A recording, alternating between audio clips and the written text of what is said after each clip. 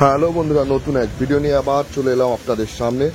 দীঘার দৃশ্য আপনাদের তুলে ধরতে। দেখতে থাকুন Digha voice of love YouTube চ্যানেলের নতুন ভিডিও। এই মুহূর্তে আছি দীঘার সমুদ্র সৈকতে। আবহাওয়া অনেকটাই খারাপ, সারাদিন সকাল থেকে বৃষ্টি, ধীরে ধীরে বৃষ্টি, মাঝে মাঝে বৃষ্টি কমার কারণে অনেক পর্যটকও ধীরে ধীরে বেরোচ্ছে। এদিকে উত্তাল হয়ে গেছে সমুদ্র সৈকত।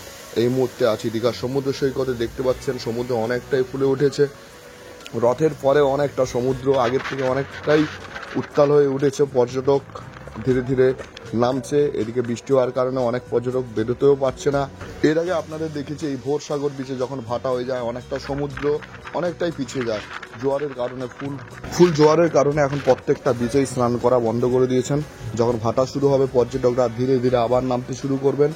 অনেকটাই উত্তাল, এতটা সমুদ্র উত্তাল হয়ে উঠেছে যার কারণে যারা সিভিল ডিফেন্সারে আছে ওরা বাধা করছে। আপনাদের দেখাচ্ছি, তুলে ধরছি দীঘার দৃশ্য। সারাদিন ধরে বৃষ্টি চলছে, আবার মাঝে মাঝে যখন বৃষ্টি কমছে পর্যটকরাও ধীরে ধীরে বেরোচ্ছে। ধন্যবাদ। আজকের মতন ভিডিও শেষ করছি।